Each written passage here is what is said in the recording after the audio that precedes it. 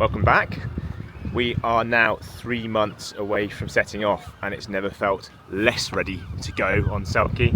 We don't have a mast, we don't have any paint on the deck, we don't have any canvas, and there's a little bit of a problem with the engine. So we've got 10 days off work to absolutely blitz it. I'm hoping by the end of this we can feel pretty prepped, because then we've just got loads of stuff on through the rest of the summer, not that much time to be doing boat jobs, and then we're setting off. So it's going to be quite an intense few days. Let's see how it goes. Cool, you ready? Yeah, shall I start? Yeah, you jump on.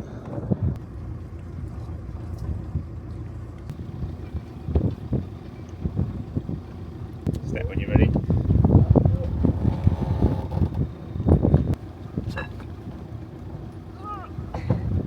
Paddy says he's not nervous, but I definitely am. The last time the boat was lifted was before we owned it. It was when we were having it surveyed to check it was all good.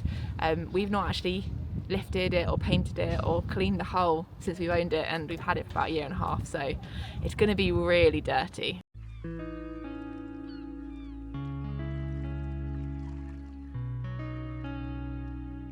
We waited on the pontoon for the guys at Boatfolk and Boat Care to help guide Selkie into the sling. There was really no need to worry, as they had it all in hand and she was safely out the water in no time. One of the things we love about being in Portishead Marina are the boatyard facilities. Everything is set up well to manage and store big boats, which was a huge factor when choosing where to refit Selkie for our trip. They also have a brilliant team on hand who are really knowledgeable and are always happy to give us advice or carry out any work that's beyond our skills.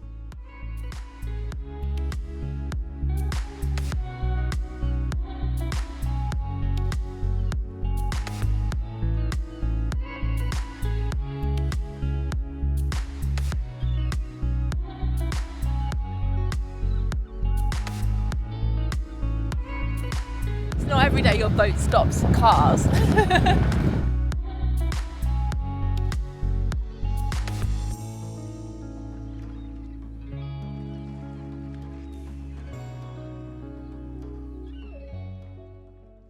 So I think now we're out, first job is going to be to strip that rudder. So you can see behind me the black paint's flaking on the rudder. So the rudder itself is aluminium, so I can cut it right back to the metal with this nylon disc, and then I can prime it and repaint it.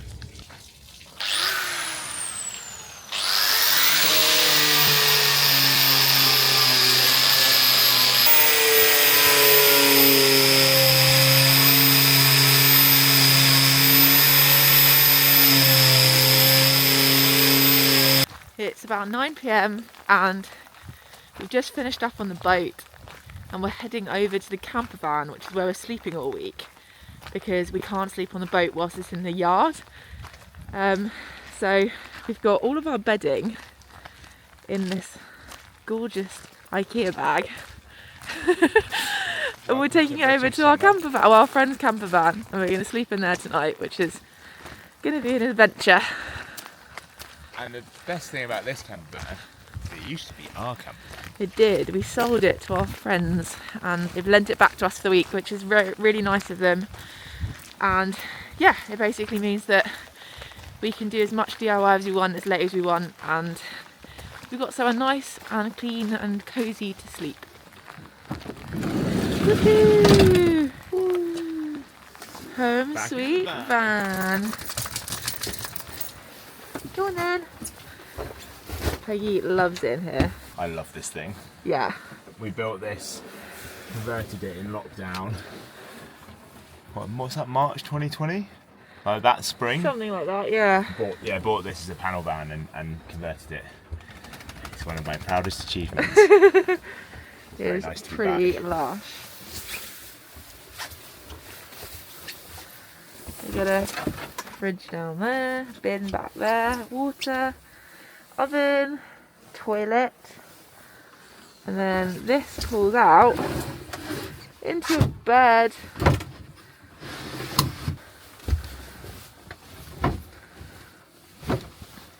Nice. Good morning. So we got up nice and early. We've moved the van so it's next to the boat.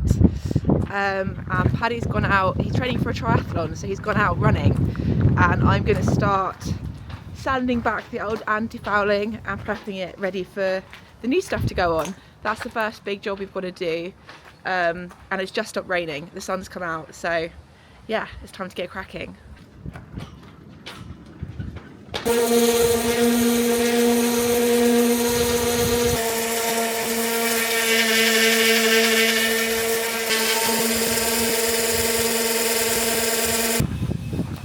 Can't say sanding the hull of a boat is my favourite job. I have got dirt everywhere. Well, it's anti-fouling. It's dusty anti-fouling. I'm just keying up the surface for the next layer, hoping we can get that on today. But yeah, hopefully next couple of days we'll have everything done down here and we can start focusing on the deck, which is the other big job that we've got to do. I was incorrectly informed that this was aluminium. It is not. So I'm pretty sure that aluminium's not magnetic. That's good for us? I don't actually know. Okay. I mean the primer that we've got is wrong, so I just got to check whether the primer that we've got is right for this. Okay. But I was cutting it back, I was like, that doesn't look like aluminium to me. Yeah. And aluminium doesn't go orange because it doesn't have iron in it. Yeah. So, metals. Nice. So I've just finished sanding the left-hand side of the boat and Paddy's busy masking it up so we can do the anti-fouling, and I'm about a third done with this side. We've got some epoxy drying, so I'm going to have to avoid that, and then yeah, we can mask this side up and start painting the anti-fouling back on. So one of the issues we've had doing the anti-fouling is Ez was kind of cutting back what was really flaky paint, and you can see up here that where it's flaked, it's gone right back. I think this is fiberglass, which isn't waterproof. So, I mean, it looks like this hull has maybe been cut all the way back in the past or something, and then I think this grey layer here that you can see is the sealant, and in places it's flaked through or we sanded through it. So anyway, I've put this layer of, which is like an epoxy sealant over the top. It's not going to look great, but it will seal, re-waterproof that, and then we'll just sand over it and then black over the top, and it should be all right. But hopefully we don't see it again in a few months and have to do something about it then, because it's right on the waterline where it gets a lot of fouling and a lot of wear and stuff. But it's an old boat, it's fine. C'est la vie, exactly.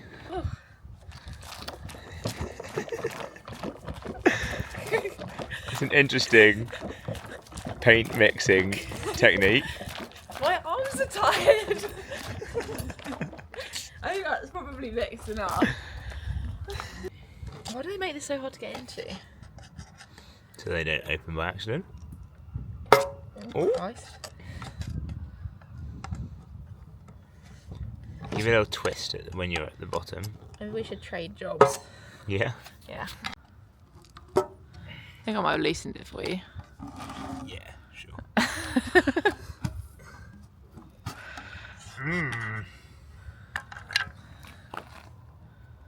can see you in it.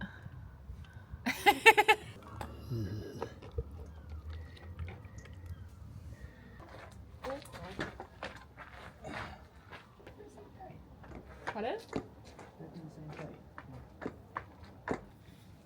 Oh, super big roller, that's so good. Bringing out the big boys. The big boys. The big boys. Ow. Yeah, I'm leaving you to do that bit because I'm scared to do it. Oh, she looks so good. I really like the yellow line. Yeah, she looks quite cool. So cool. Right, we've managed to get the anti-fouling on. It's now dry. Big moment. Peeling the masking tape. Go, go, go. Oh, yeah. Yeah, so we have loads of patches on the boat where we've maybe dug a little bit deep into the gel coat when we've been stripping back, or a previous owner has. And so you can see there's like one here. You can see that?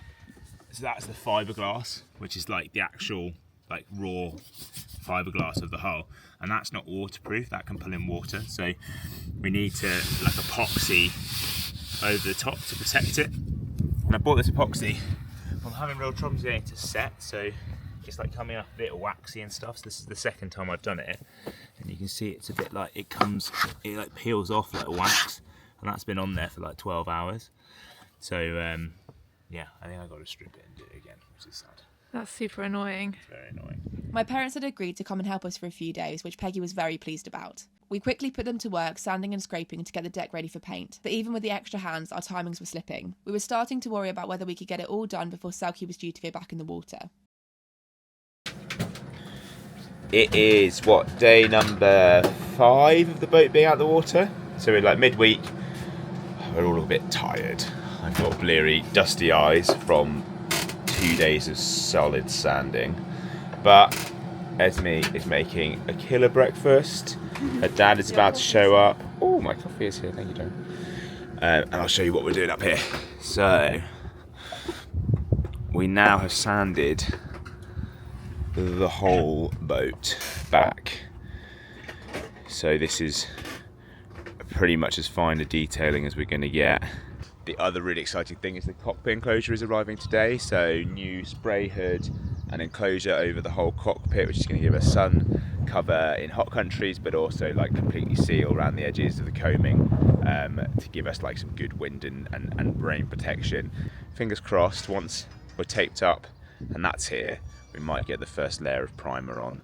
So we got 2 layers of primer undercoat, then 2 layers of top coat is the paint system that we're using. We're using international 1-pack stuff, which comes quite well recommended and comes up really, really nice if you get it right. It looks almost like gel coat. It's really shiny and pretty, so I'm hoping that we can do a really good job. Once the guys making our cockpit enclosure had arrived, things were getting pretty cramped on board. We had to keep well out the way whilst they were managing the precise fitting of our new canvas. We commissioned Harris Hood for this work and could not recommend Chris and Sally more. They had a couple of minor alterations to make, which worked well for us as we needed the deck clear again to start painting. It was time to bring Selkie back to life.